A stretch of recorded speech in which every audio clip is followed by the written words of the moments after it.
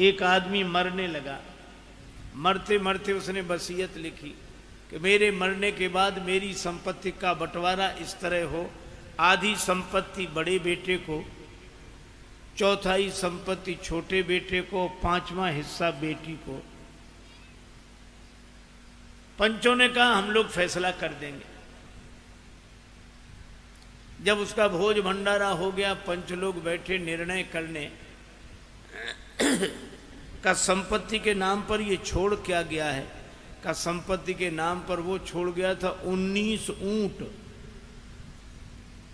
अब कितनी कठिन बात, 19 को बांटो, आधे, फिर चौथाई हिस्सा, पांचवा हिस्सा।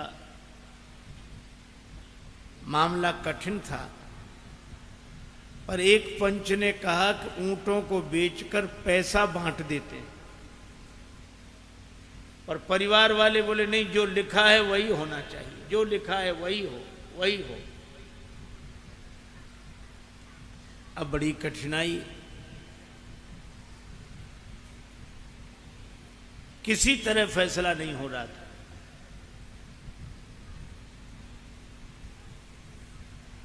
संयोग की बात, एक आदमी अपने ऊंट पर बैठा निकला और उसने देखा कि 19 ऊंट खड़े हैं। पूछा मामला क्या है। जब उसे पता लगा तो बोला मरने वाला मेरा मित्र था, आज उसकी समस्या उलझ गई तो हमारी उलझ गई, हम अपना ऊंट दान देते हैं, इस संपत्ति में मिला लो, फिर बंटवारा कर दो। अच्छा, जब उसने अपना ऊंट दिया तो ऊंट कितने हो गए, कितने हुए, 20। अब करो बंटवारा, बड़ा आसान है। आधी संपत्ति बड़े बेटे को तो 20 के आधे 10 ऊंट दे दिए गए बड़े बेटे को। चौथाई हिस्सा छोटे बेटे को तो 20 का चौथाई हिस्सा 5 दे दे गए छोटे बेटे को, तो 10 5 15, और पांचवा हिस्सा बेटी को, तो 20 का पांचवा हिस्सा 4 बेटी को दे दिए गए। 10 5 15 4 19, और 20 में ऊंट वाला बोला हमारा हमको दे दो, तुम्हारा बंटवारा नहीं हो रहा था सो हो गया। अब आप देखो 20वां बटा भी नहीं और 20वें के बिना बंटवारा हुआ भी नहीं।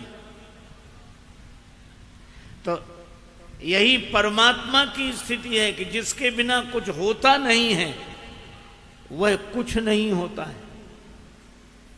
अविगति की गति कहत न आवे, पूर्णमदः पूर्णमिदं पूर्णात् पूर्णमुदच्यते, पूर्णस्य पूर्णमादाय पूर्णमेवावशिष्यते। 5 तत्व का शरीर,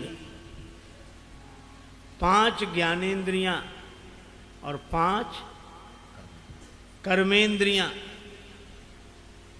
कितने हो गए आप बताते जाओ, हमारा गणित थोड़ा कमजोर है इसलिए आपसे पूछ रहे हैं। 5 तत्व का शरीर और 5 ज्ञानेंद्रियां और 5 कर्मेंद्रियां, 3 बार 5 हुए तो कितने हो गए, 15। वाह वाह, बहुत अच्छा।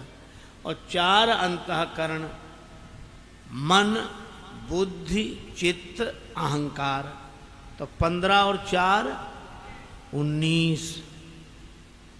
पर ये 19 इकट्ठे भी हो जाएं तो भी संसार चलता नहीं है, जीवन चलता नहीं है। फिर 20वां कौन का, सब कर परम प्रकाशक जोई, राम अनादि अवधपति सोई। वे अयोध्यापति श्री राम।